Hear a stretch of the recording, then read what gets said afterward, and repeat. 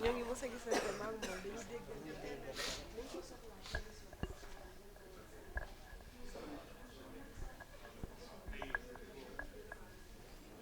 Ça continue, qu'on puisse continuer à aider l'hôpital de Kaffrine, qui est un nouvel hôpital, donc qui a des besoins vraiment importants, je pense.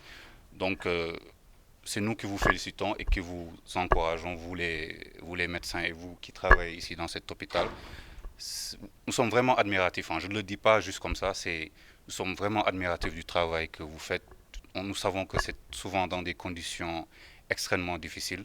Donc yàlla rek moo leen mën a fay li ngeen di def yàlla fay te jàppale leen si seen liggéey bu baax ñun nag on est à votre disposition chaque fois que vous aurez besoin de nous et qu'on pourra vous aider on remuera ciel et terre pour le faire, que ce soit à Kaffrine d'ailleurs ou ailleurs. Mais déjà, cette relation avec Kaffrine est déjà là. Vous avez notre sœur Sina Gueye qui est là, qui peut être notre point de contact, qui aussi, on a vu ce que les patriotes ici font en termes de dons de sang, d'assistance aux patients, etc. Donc, nous sommes aussi dans ce travail-là. Kaffrine est loin de nous, mais jamais loin de nos cœurs. Donc, nous sommes vraiment contents et merci encore pour l'accueil. Merci beaucoup. Donc, salam alaikum. Man nag da ngeen ma jéggal parce que ci wolof laa bëgg a wax donc comme ni ko ñëpp waxee rek donc li tax ñu teew fii tey dañoo ñëwoon indi ay matériel médicaux jagleel ko hôpital bii di hôpital bu Kaffrine donc ginnaaw li nga xam ni mooy dogal bu yàlla dogal fan yi mu nekkoon tiis su rëy ci sénégalais yëpp et que ñu gis taxawaay bu am solo bi ci hôpital bi taxaw et nous en félicitons déjà ci effort yooyu ñun waa MONCAP nekk mouvement des cadres PASTEF ànd ak commission santé ak commission sociale mais aussi ci jàppandal suñu frère patriote yu nekk PASTEF Italie donc ñoo àndandoo tey seet si leen pour joxe li nga xam ni suñu contribution la ci li nga xam ne moo ñu dal muy tiis bi ñu dal ñun ñëpp comme ni ko ñëpp waxee ay sénégalais lañ te ñun it ay sénégalais lañ donc li ñu findi mooy fekk si bokk naqar suñuy mbokki sénégalais yu bokk ci accident yi ak famille yeeg ñëpp mais également ñëw jàppale également équipe bi nga xam ne ñoo fi ne gën leen a dolli. Donc lii moo waraloon vraiment tànk yi tey ñu daje fii donc comme ni ko ñëpp waxee rek di wax ni lu mu munti doon bu ñu Kaffrine soree ci distance aussi Kaffrine mi ngi ci suñuy xol également feneen fu mu doon ci Sénégal it su amoon tey initiative boo xam ni mën nañ ko def pour jàppale leen dinañ ko def. Donc lii mooy situation bi moo tax ñu daje fii tey di leen remercier bu baax a baax a baax tout le monde docteur Diallo en tout cas ak monsieur responsable service social responsable administratif pour vraiment accueil bi ngeen ñu réservé di xëy na jox kàddu gi suñu mécènes yi nga xam ni ñoom ñoo indi ndimbal li quoi. Disability Pride. Man nag li may faral di yëngu sama yëngu yu bari mooy les personnes à mobilité réduite handicapées yi donc même bi ma ñëwee sax li ma njëkk a laajte ana amputé yi fan lañ nekk donc ñoom pratiquement li ma indi woon sax pour ñoom ba nag fekkuma leen fi mais PASTEF à travers PASTEF Italie ak coordination PASTEF bëgg nañ leen jël en charge wutal leen ay prothèse maat leen beneen chance mën leen intégré waat ci société bi lii nag sunu devoir la devoiru citoyen devoiru jullit ak moromu jullitam dafa fekk ne lii fa nekk chance su wërsëgu Kaffrine la parce que garab yi ba muy ñëw Kaffrine tax ko war a jóg yàlla ak dogalam mu ñëw tomb fi lii ñu am tamit encadrement bu baax suñuy président ñu wala wax leen ko ñu ne garab yi fa mu doon dem am na place nañ ko yóbbu Kaffrine donc loolu moo tax suñu président digal ñu ne ñu nañ ko indi Kaffrine ñun aussi ñu am contentement aussi di leen remercier yéen ci effort yi ngeen def parce que ñun moom soxlawul comme ni ko suma collègue bi waxee soxlawul ngeen ñuy remercier ndax li ñu def yéen la ñu war a remercier ndax yéen a nekkoon ak ñoom yéen a xam problème yi et cetera donc ñu ngi leen di ñaan daal li nga xamante ni ñu utiliser ko jox ko ñi nga xamante ni ñoo ko soxla yelloo ko ñu ngi seen ginnaaw tout le monde bu ñu amee soxla lu Kaffrine hôpital bi soxla ñun tam bu ñu su mënee xalaat suñu tànk tubéy ñu def ko incha allah ñu leen di remercier nag ñi fi teew ñëpp di remercier aussi sunu mbokk patriote bi nga xamante ne moo fi nekk moom depuis lors ba léegi ñu ngi dégg yi muy def yëpp aussi ñuy ñaan yàlla fay la yàlla boole la ak waa Kaffrine yëpp incha allahu rabbi donc nous vous remercions. ñëpp di leen sant di leen gërëm di remercier bu baax.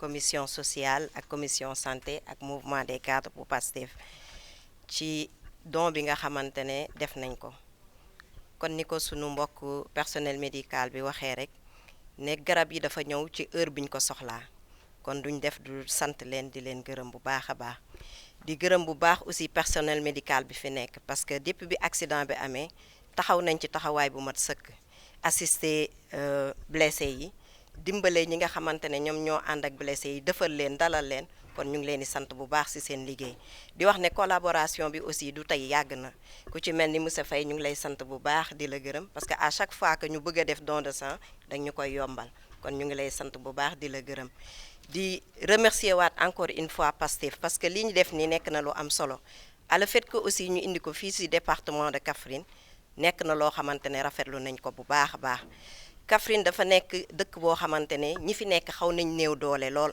kon lii buñ ko amee pour jàppale ñi nga xamante ne ñoom ñooy patients yi yaakaar naa ne lu ñuy rafetlu la te di gërëm ñëpp di gërëm nag waa Italie bu baax a baax ci li nga xamante ne def nañ ko di ci jiital sama sista Daba Sène moom ma yàgg koo xam ci wàllum social yàgg koo xam aussi ci engagement ci parti bi ñu ngi leen di sant bu baax di leen gërëm di sant association yi nga xamante ne aussi ñoom ñooy œuvre ci lii nii donc ñu ngi leen di sant bu baax a baax di leen gërëm di wax ne kontaan nañ trop di leen gën a ñaaxaat aussi parce que Kaffrine nekk na population boo xamante ne soxla na yi yéen noo leen ko mënee rek ak ni mu mën di bëree rek ñun soxla nañ ko kon nag ñu ngi leen di sant bu baax di leen gërëm merci beaucoup xanaa ma jox sama yaay mu sànni si kàddu yaa Ami Touré moom membre Pastef la mais yàlla def na ne aussi fii lay liggéeyee.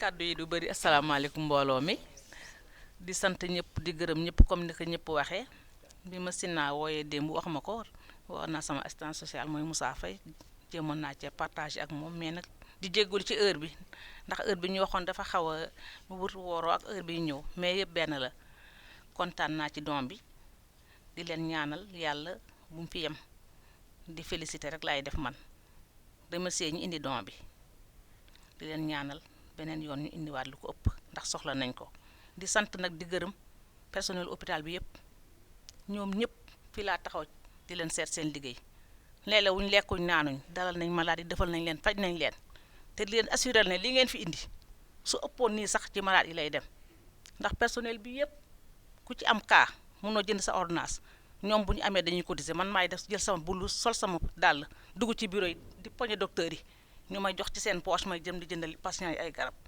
analyse bu amee dañ ciy sonn bay bëgg a dee dañuy dem bay joxe ay yére fii ci hôpital bi docteur yi dañuy may ay yére di may ay garab di faj gratuitement bu fekkee ne malade bi leer na leen nekk yi mënut a tëgg ticket kon loolu vraiment da leen maa ngi leen di rassurer que ne lii ngeen fi indi incha allah fa mu war a dem lay dem ba ñoom dinañ làmbaat seen poche def ci incha allah ngeen baal ma ak jërëjëf. bu baax a baax rawatina docteur yi nga xamante ne ni ñoom lañ fi fekk ñu dalal ñu di leen féliciter encore ci seen liggéey ndax accident bi nuñ ko déggee métti woon na lool di leen ñaanal daal yal na yàlla gën a dëgëral taxawaay bi ba li nga xamante ni indi nañ ko fi yàlla na jëriñ ñi nga xamante ni ñoo nekk ci biir hôpital bi di jaajëfal aussi ñi nga xamante ne ni mooy waa commission sociale ak waa Moncap ñi nga xamante ni ñoo fi teew rawatina suñu sœur bi soxna Sina ñoo ngi doog gisante comme li ñuy wax rek parce que ñun ñëpp famille la ñu ah di jaajëfal ñëpp daanaka wax moom dañ ko mëneewul bu baax di remercier aussi suñu frère bi nga xam moo dox ba tey ji gannaaw yàlla lii am fi tey muy Ahmed Tidiane comme ni mu ko waxee wax ji daal du bari ñoo ngi leen di jaajëfal yéen ñëpp bu baax a baax jërëjëf. wax peut-être ci olof donc ñoo ngi leen di remercier man maa ngi présenté waat man maay docteur Niankou Saline Sadio di néphrologue ci hôpital bi seen ñëw bi nii même suñu président commission médicale d'établissement docteur Sow moom mooy orthopédiste bi daanaka accidenté yi moom moo nekkoon au centre de la gestion nii dafa am benn intervention muy def mais nu tete ça mu ngi woon fii donc nee na ñuy remercier wala leen en même temps ci seen acte bi ngeen def nii donc lii nii bon de tous les moyens bettu ñu suñu ne Pastef dégg nañ ko ci média yi gis nañ ko gisaat ko donc le social Pastef ci lay œuvre si on remercie dinaa tëb du ma ne mon cap damay ne Pastef globalement donc quand je dis Pastef je dis mon cap je dis commission sociale je dis toutes les autres commissions nous à notre niveau ñoo ngi Pastef nemuñu Pastef en tout cas on est patriote waaw donc hôpital bi nii boo leen ko gisee nii il y a pratiquement que des jeunes docteur Sam docteur Sow docteur Sadio docteur Danso la majeure partie c'est des jeunes qui pour la plupart n'habitent pas à Kaffrine mais devoir la pour ñun en tout cas partout au Sénégal partout où besoin sera na jeunes yi moom disponible nañ pour dem il suffit tout juste en tout cas de les prendre de les recruter et de les mettre au bon endroit le reste moom mooy que ne en tout cas ñoo ngi leen di remercier ci don bi peut-être on va faire après un tour des services pour vous faire visiter un tout petit peu l'hôpital ngeen gis ne serait-ce que en tout cas structure bi nu mu mel bëri na yaatu na am nañ lu bëri am nañ ay affaire xam yu ñu manqué mais xam naa ne loolu peut-être beneen cadre lay doon ok merci beaucoup.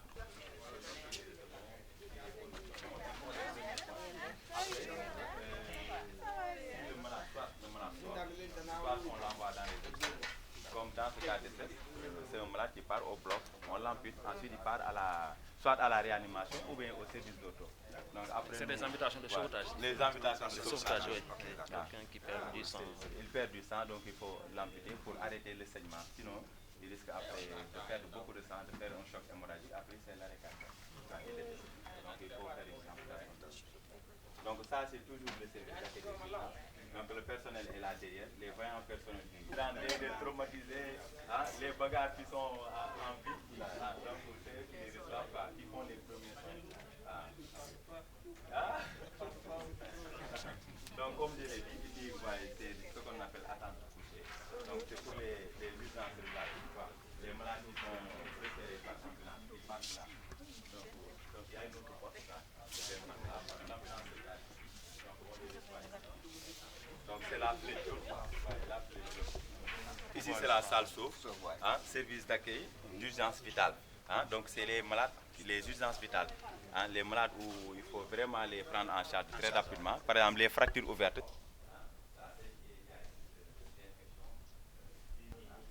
Les gens qui saignent au niveau du cerveau, les gens qui ont un problème cardiaque, ce qu'on appelle les syndromes coronariens. Tout ça c'est les urgences vitales.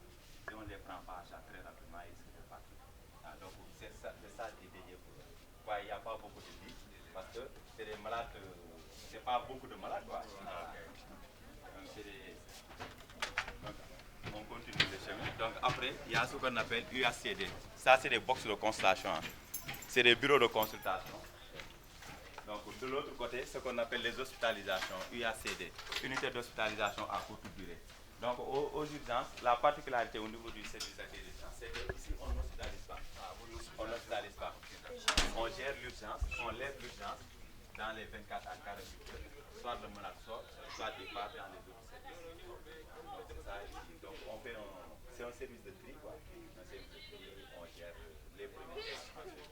Le malade s'il doit être hospitalisé, on l'envoie au service, le service qui doit l'accueillir.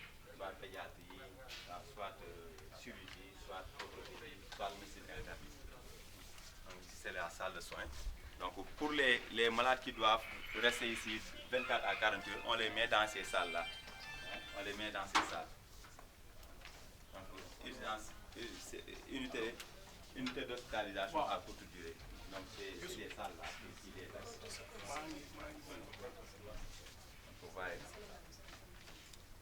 c'est des salles. Ici c'est la grande salle. Le reste c'est des cabines. Grande salle de 4 lits. Le reste c'est des cabines soit individuelles ou cabines à 2 lits. Tout ça, c'est des cabines à 2 lits.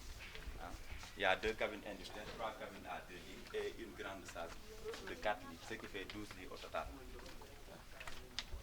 Donc après, si on continue le chemin, après ça part au service d'imagerie. Vous voyez le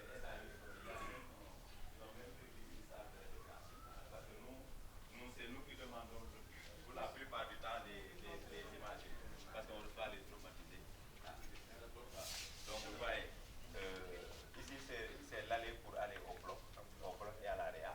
Ici ça part au service d'imagerie. Donc vous voyez, tout est interconnecté parce que c'est les services dont on a besoin le plus, hein, l'imagerie pour les traumatisés, soit l'AREA ou le bloc pour les cas très urgents où il faut aller soit au bloc ou soit à la réanimation. Donc ça part au bloc et à l'AREA. Ici, c'est au service d'imagerie. Donc si vous voulez, on peut soit passer là ou bien on passe par là, après on fait un tour comme ça.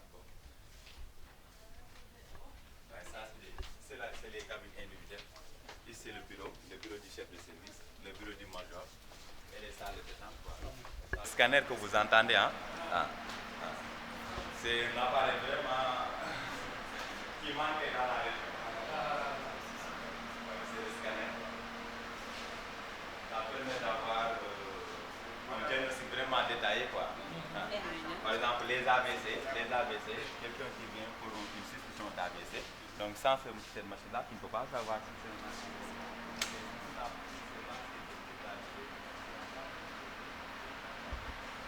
Comme ça dégage des rayons X, donc eux ils sont là pour manipuler, le malade est de l'autre côté. Il y a la salle d'échographie de l'autre côté, les salles pour les radiographies standards, hein, radio poumon, les radios des os.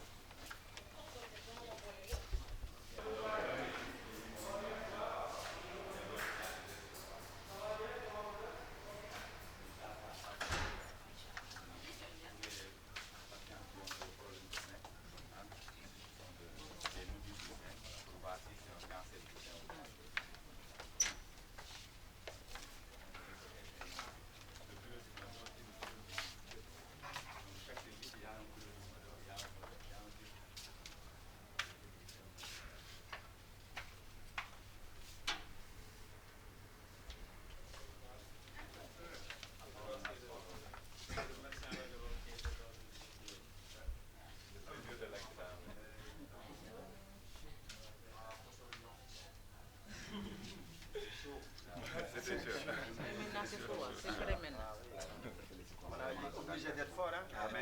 C'est là comme ça. Vous êtes fort. Voilà, on est obligé d'être voilà. Puiser dans les réserves. On ne sait pas ce qu'on s'est fait jusqu'à ce que des jours comme ça arrivent. Hein? On est obligé d'être dans le feu de l'action et d'essayer de suivre avec l'aide des autres médecins qui étaient là. Tout le monde était donc. En tout cas, ils nous aident beaucoup, hein? Ils nous aident beaucoup, ce qu'on appelle l'exploration médicale, parce que sans eux, sans le service d'imagerie ou le service de biologie, on ne pourra pas être pointu dans la prise en charge. Hein? Parce que ce qu'on fait, c'est basé sur des preuves. Par exemple, je donne un exemple, quelqu'un vient, il a des signes de palu, il faut faire l'analyse pour voir si c'est le palu. C'est le palu que vous traitez, c'est pas le palu que vous cherchez. Imagerie également, c'est la même chose. Quelqu'un vient, il a fait un traumatisme au niveau du membre, de l'avant-bras gauche. Hein? Vous ne savez pas si c'est fracturé, même si vous savez si c'est fracturé ou pas, il faut faire l'imagerie pour voir le type de fracture, si c'est une fracture étagée, c'est une fracture communicative, ainsi de suite. Donc ça, c'est l'imagerie qui nous le donne. Hein? Donc on fait ça, on a le diagnostic, après on saura le traitement à faire. Hein? Donc vraiment, il nous aide beaucoup. Hein? S'il n'était pas là, ce sera la catastrophe. Hein? Félicitations, merci de courage. Merci à vous, nous vous encourageons vraiment. Merci beaucoup. Merci beaucoup. Si par exemple quelque chose n'allait pas, par exemple, dans la disposition, est-ce que vous avez la possibilité de modifier ça ou non? Il y a quelques modifications qui sont en train d'être faites dans certains services, mais peut-être pas dans le fond, quoi. Ok, juste Pas dans le fond, il y a peut-être quelques modifications, mais je ne pourrais pas vraiment trop. Ok, c'est pas... Ce qu'on peut faire de plus dans ce sens, c'est que nous, les médecins, nous sommes regroupés dans ce qu'on appelle une commission médicale d'établissement. Ok. Ce qui veut dire que les médecins sont des conseils officiels du directeur, qui n'est pas forcément un agent de santé. Donc, comme il a dit tantôt, Dr Sadio, il y a Dr Sow, qui est l'orthopédiste, qui est le président de la commission médicale. donc qui est un conseiller de facto du directeur. Donc tout ce qui relève du médical, il est consulté, et lui aussi à son tour, il nous consulte. Donc nous avons notre mot à dire dans ces choses-là. Et globalement, sur le plan architectural, il n'y a pas de problème très, très conséquent. Ce dont on se plaint surtout, peut-être c'est un relatif déficit en personnel, oui, qui n'est pas trop pesant, mais si on pouvait avoir d'autres ressources humaines supplémentaires, et là on y travaille avec la direction. Merci beaucoup. Moi, je voulais poser une question, quoi. C'est en fait pour demander, est-ce que par exemple, les personnes qui sont en mobilité réduite, est-ce qu'ils sont pris en compte dans la conception du bâtiment? On a un peu constaté à l'entrée, à l'accueil, au niveau du tri, que bon, je ne vois pas ce moyen-là. J'ai vu, mais il y a une autre porte derrière. Ah, On disait que c'est les ambulances passent par là-bas. exact. Là, les personnes à mobilité peuvent passer là-bas. C'est vrai que là-bas, là où on était, il y a des escaliers. Là, c'est difficile. Bon, après là, c'est les entrées. Ici, quand vous voyez les services, en tout cas les services qui sont à l'étage, il y a des ascenseurs pour faire Excellent. à mobilité. Excellent. Je pense que toutes ces problématiques ont été prises en compte lors de la conception. C'est vrai que nous ne sommes pas consultés directement, mais au niveau du ministère, comme il l'a dit, il y a une direction, la DIEM, la direction des infrastructures et des équipements médicaux. Donc c'est eux qui gèrent tout ce qui est établissement, de construction de structures de santé. Et ce que vous venez de soulever, ça a été pris en compte. Donc par exemple au SAU, là où les ambulances déchargent leurs malades, donc c'est là-bas où les personnes à mobilité réduite passent. Si à l'intérieur, d'abord à la grande porte également, il y a une rampe pour les personnes à mobilité réduite. Ici également, vous voyez, il y a une rampe, il y a les ascenseurs également qu'on peut utiliser pour amener les malades à l'étage. Donc tout ça, ça a été pris en compte. L'interconnexion des services également, ceux qui font la conception, c'est des gens expérimentés. Ils savent les interconnexions entre les deux. Par exemple, si vous voyez la maternité et la pédiatrie, il y a une interconnexion, ce qu'on appelle pôle mère-enfant. Donc, une femme qui accouche à la maternité, l'enfant, si le nouveau-né, si on doit le mener à la pédiatrie, il ne passe pas ici.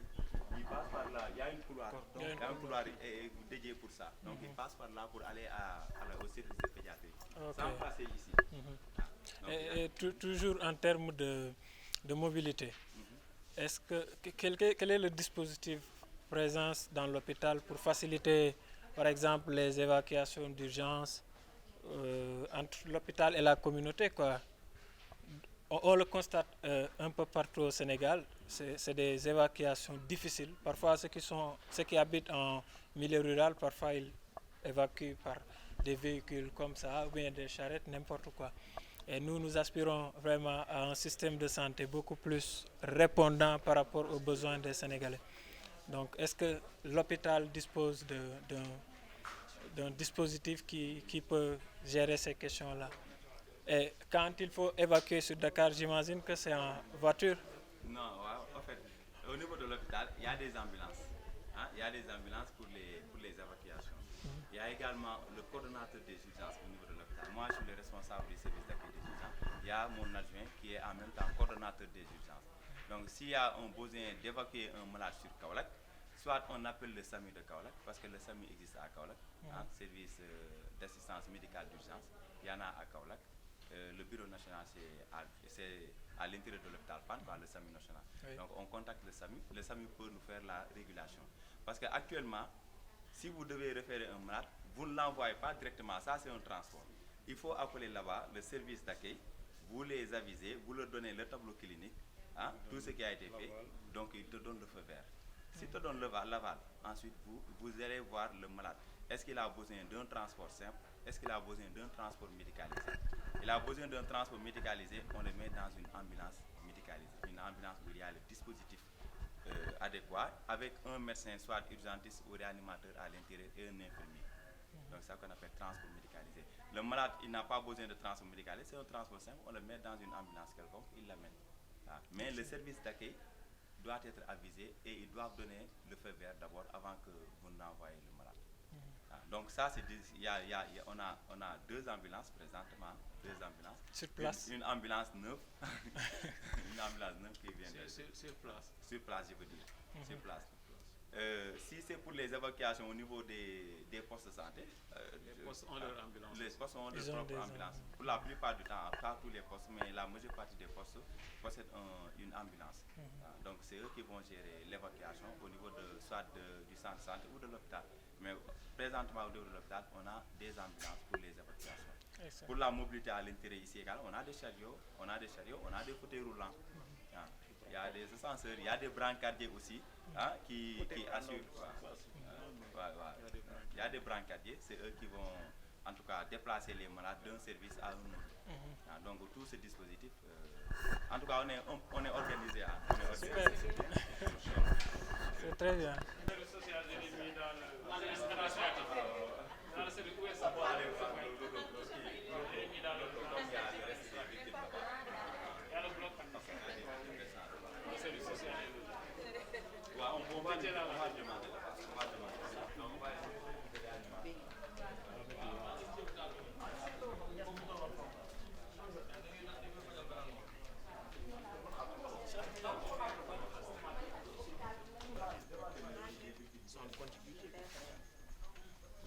Administratif, les bureaux, tout là. Et ici l'hospitalisation et la salle de soins. C'est bien.